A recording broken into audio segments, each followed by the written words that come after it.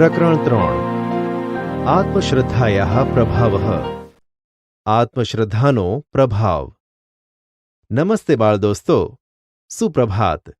સુપ્રભાત teacher. બાળમિત્રો, તમને ખબર છે, થોડા દિવસો પહેલા અખબારમાં આવેલ એક લેખમાં બંને હાથે ન લખી શકતી એક વિદ્યાર્થિનીએ ધોરણ 10ની પરીક્ષા પગેથી લખીને આપી અને તે પરીક્ષામાં પાસ પણ થઈ ગઈ. એ વિદ્યાર્થિનીના બંને હાથો ન હોવા છતાં તેને કંઈક કરવું છે એવી પોતાના પર આત્મશ્રદ્ધા હતી. એટલે એ વિદ્યાર્થિની હિંમત ન હારી. તેણે પોતાના પગથી લખવાનો પ્રયત્ન ચાલુ કર્યો.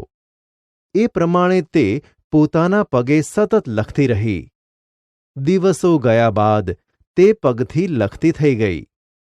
એ વિદ્યાર્થિનીને પોતાના પર આત્મવિશ્વાસ હતો કે હું પરીક્ષા આપીશ અને પાસ થઈશ. તેથી તે બંને હાથો વગર ધોરણ 10ની પરીક્ષા પોતાના પગ દ્વારા લખીને આપી અને પાસ થઈ ગઈ. એ વિદ્યાર્થિનીને પોતાના પર આત્મશ્રદ્ધા હતી. તેથી તે હિંમત રાખી સફળ થઈ. આમ બાળમિત્રો, તે વિદ્યાર્થિનીને પોતાના પર આત્મશ્રદ્ધા હતી એટલે પોતે જ પોતાના માર્ગદર્શક બની આગળ વધી અને બંને હાથે અપંગ હોવા છતાં તેણે પોતાના પગ દ્વારા ધોરણ 10ની પરીક્ષા પાસ કરી. બાળમિત્રો, આપણા જીવનમાં આત્મશ્રદ્ધાનું ખૂબ જ મહત્વ છે. આત્મશ્રદ્ધા એટલે કે આપણે પોતે જ પોતાના માર્ગદર્શક બનવું.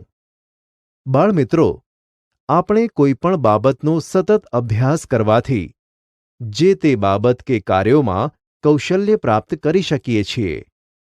તો ચાલો બાળમિત્રો, આજે હું તમને સંસ્કૃત ભાષામાં પોતાના પર આત્મવિશ્વાસ રાખનાર એકલવ્યની સરસ વાર્તા સંભળાવું. તમે ધ્યાનથી સાંભળજો. આ વાર્તાનું નામ છે આત્મશ્રદ્ધાયાઃ પ્રભાવઃ. આત્મશ્રદ્ધાનો પ્રભાવ. એકઃ બાલકઃ આસીત. એક બાળક હતો. તસ્ય નામ એકલવ્યઃ આસીત. તેનું નામ એકલવ્ય હતું. સઃ ધનુર્વિદ્યા પઠિતુમ ઇચ્છતિ સ્મ. તે ધનુર્વિદ્યા ભણવા ઇચ્છતો હતો. એકદા સઃ દ્રોણાચાર્યસ્ય સમીપમ આગચ્છત અવદત ચ. એક દિવસ તે દ્રોણાચાર્યની પાસે ગયો અને બોલ્યો, ગુરુદેવ, અહમપી ધનુર્ધરઃ ભવિતુમ ઇચ્છામિ. કૃપયા માં સ્વીકુરુ. ગુરુદેવ, હું પણ ધનુર્ધર બનવા ઈચ્છું છું. કૃપા કરીને મારો સ્વીકાર કરો. આચાર્યઃ પત્યવદત. અહં કૌરવાન પાંડવાન ચ પાઠ્યામિ. આચાર્યએ ઉત્તર આપ્યો, હું કૌરવોને અને પાંડવોને ભણાવું છું. અહં ભવતઃ શિષ્યરૂપેણ સ્વીકારમ કર્તુમ ન શક્નોમિ. હું તારો શિષ્યરૂપે સ્વીકાર કરી શકું તેમ નથી. પરંતુ આચાર્ય પ્રતિ તસ્ય શ્રદ્ધા શિથિલા ન અભવત. પરંતુ આચાર્ય તરફ તેની શ્રદ્ધા ઢીલી ન થઈ. સહ આચાર્યસ્ય દ્રોણસ્ય એકાં મૂર્તિમ અર્ચયત. તેણે આચાર્ય દ્રોણની એક મૂર્તિ બનાવી. સહ પ્રતિદિનમ મૂર્તિમ અનમત. પ્રાતઃકાલાત સાયંકાલપર્યંત ધનુર્વિદ્યાઃ અભ્યાસમ અકરોત. તે દરરોજ મૂર્તિને નમન કરતો. સવારથી સાંજ સુધી ધનુર્વિદ્યાનો અભ્યાસ કરતો. શનૈઃ શનૈઃ સઃ કુશલઃ ધનુર્ધરઃ અભવત. ધીમે ધીમે તે કુશળ ધનુર્ધર થઈ ગયો. એકદા તસ્મિન વને ગુરુદ્રોણઃ પાંડવૈઃ કૌરવૈઃ ચ સહ આગચ્છત. એકવાર ગુરુદ્રોણ કૌરવો અને પાંડવો સાથે વનમાં આવ્યા. એકઃ કુક્કુરઃ તાન દ્રષ્ટવા અભશત. એક કૂતરો તેમને જોઈને ભસવા લાગ્યો. અર્જુનઃ ધનુષ્યમ ઉત્થાપયતિ સ્મ. અર્જુન પોતાનું ધનુષ્ય ઉપાડે છે. તદૈવ એકલવ્યઃ બાણૈः તસ્ય કુકુરસ્ય મુખમ અસીવ્યત.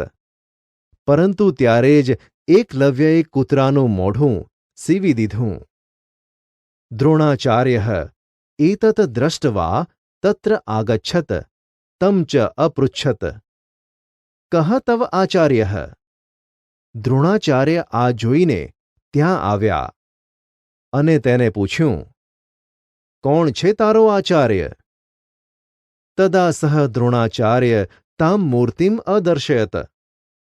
ત્યારે તેણે દ્રોણાચાર્યને તે મૂર્તિ બતાવી.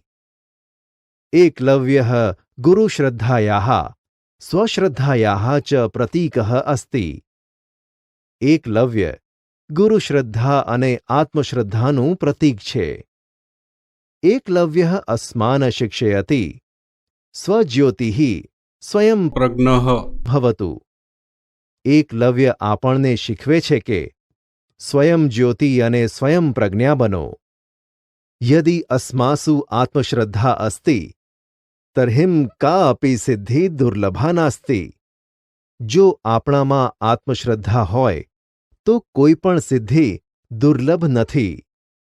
અનંતરમ આત્મશ્રદ્ધાયાઃ બલેન સહ શ્રેષ્ઠઃ ધનુર્ધરઃ અભવત. ત્યાર પછી આત્મશ્રદ્ધાના બળથી તે શ્રેષ્ઠ ધનુર્ધર થયો.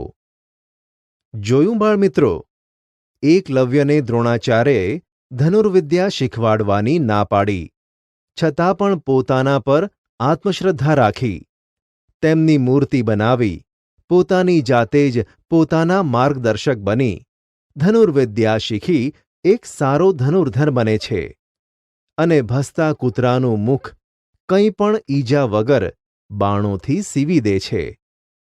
આમ એકલવ્યની ગુરુ પ્રત્યેની શ્રદ્ધા અને પોતાના આત્મવિશ્વાસથી તે મહાન ધનુર્ધર બને છે. બાળમિત્રો, મજા આવીને એકલવ્યની આત્મશ્રદ્ધાની વાર્તા સાંભળવાની? હા ટીચર. સરસ. તો બાળમિત્રો, તમે પણ પોતાના પર વિશ્વાસ રાખી કાર્ય કરજો અને આગળ વધજો.